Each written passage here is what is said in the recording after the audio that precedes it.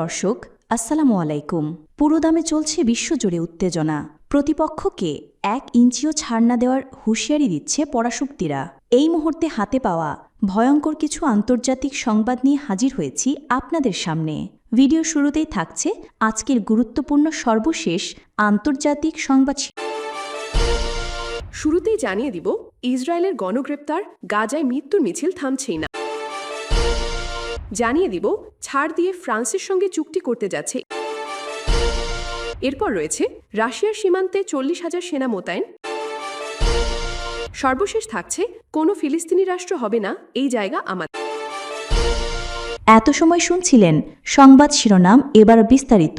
প্রিয় দর্শক, আপনি যদি এই চ্যানেলে নতুন হয়ে থাকেন, ভিডিওটি দেখতে দেখতে চ্যানেলটি সাবস্ক্রাইব করে আমাদের সাথেই থাকুন।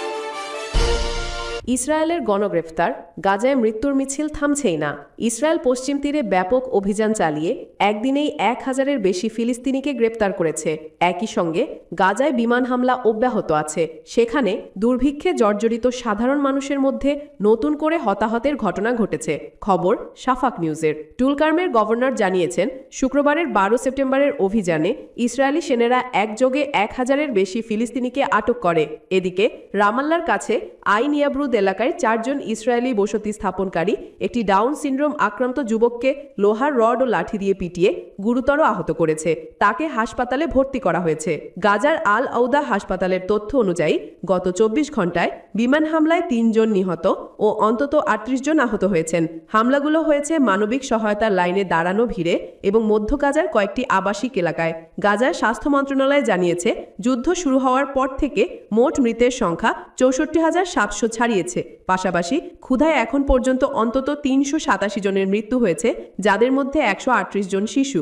জাতিসংঘের সংস্থা UNRWA বলছে, গাজার সাধারণ মানুষ এখনও কোনো নিরাপদ আশ্রয় ছাড়াই বন্দী হয়েছে এবং তীব্র খাদ্য সংকটে পড়েছে। ছাড় দিয়ে ফ্রান্সের সঙ্গে চুক্তি করতে যাচ্ছে ইরান। নিজেদের স্বার্থে কিছুটা ছাড় দিয়ে ফ্রান্সের সঙ্গে চুক্তি করতে যাচ্ছে ইরান, এমন তথ্য জানিয়েছেন ইরানের পররাষ্ট্রমন্ত্রী আব্বাস আরাগচি। চুক্তি সম্পন্ন হলে এক নারী বিজ্ঞানীকে ফিরে পাবে তেহরান। খবর ফ্রান্স 24-এর। ইরানের পররাষ্ট্রমন্ত্রী আব্বাস আরাগচি বৃহস্পতিবার বলেছেন, ফ্রান্সে আটক এক ইরানি নারীর বদলে ইরানে আটক ফরাসি বন্দীদের বিনিময়ের চুক্তি প্রায় সম্পন্ন হবার পথে। প্রস্তাবিত বিনিময়ে মাধিয়ে এসফন্দিয়ারিকে মুক্তি দিবে ফ্রান্স। তিনি ফেব্রুয়ারিতে ফ্রান্সের সামাজিক যোগাযোগ মাধ্যমে সন্ত্রাসবাদ প্রচারের অভিযোগে গ্রেপ্তার হয়েছিলেন। আরাগচি আরও বিস্তারিত কিছু না জানিয়ে একটি টেলিভিশন সাক্ষাৎকারে বলেছেন, আমরা প্রচুর তৎপরতা চালিয়েছি। আমি এখন বলতে পারি যে আমরা এমন এক পর্যায়ে পৌঁছেছি যেখানে ইরানে আটক ফরাসি 2 বন্দির বিনিময়ে মাধিয়ের মুক্তির চুক্তি চূড়ান্ত পর্যায়ে। ইরান বারবার তার মুক্তির দাবি জানিয়েছে।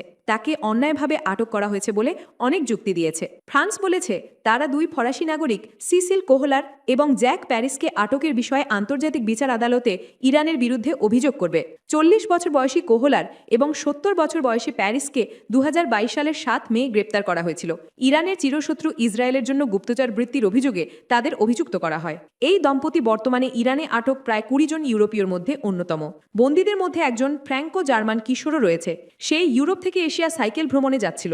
পথে 16 জুন ইসরায়েলের সাথে ইরানের যুদ্ধের সময় নিখোঁজ হয়ে যায়। পরে জানা যায় সে ইরানের সেনাদের হাতে আটক।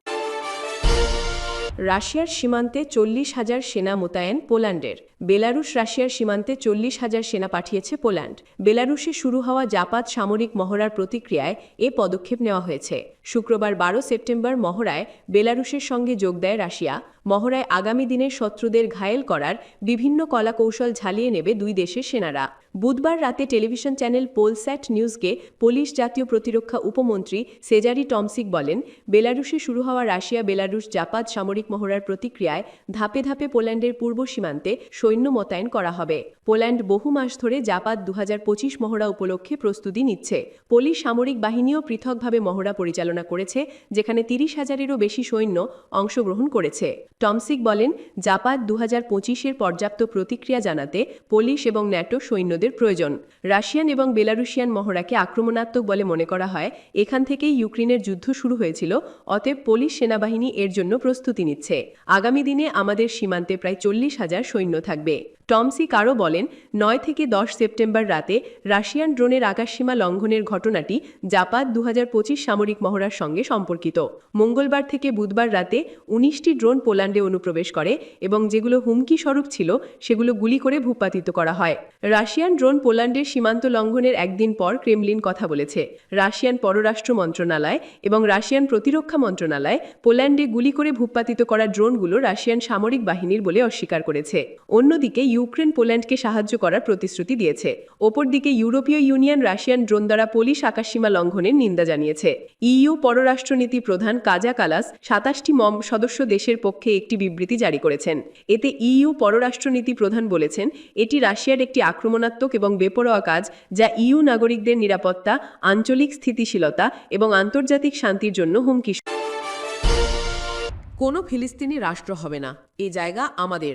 ইসরায়েলি প্রধানমন্ত্রী বেনিয়ামিন নেতানিয়াহু ফিলিস্তিন ভূখণ্ডকে নিজেদের জায়গা দাবি করে কোনো ফিলিস্তিন রাষ্ট্র প্রতিষ্ঠা হবে না বলে মন্তব্য করেছেন। ফিলিস্তিন রাষ্ট্রের অস্তিত্ব থাকবে না এমন ইঙ্গিত দিয়েছেন নেতানিয়াহু। কাতার ভিত্তিক সংবাদ মাধ্যম আল জাজিরার প্রতিবেদনে এই খবর জানানো হয়। প্রতিবেদনে বলা হয়েছে, প্রধানমন্ত্রী নেতানিয়াহু অধিকৃত পশ্চিম তীরে নতুন বসতি সম্প্রসারণ প্রকল্প আনুষ্ঠানিকভাবে অনুমোদন দিয়েছেন। বিশ্লেষকদের মতে এই প্রকল্প বাস্তবায়িত হলে ভবিষ্যতে ফিলিস্তিনি রাষ্ট্র গঠন কার্যত অসম্ভব হয়ে পড়বে। বৃহস্পতিবার নেতানিয়াহু এই প্রকল্পে স্বাক্ষর করেন, যা পশ্চিম তীরকে দ্বিখণ্ডিত করবে।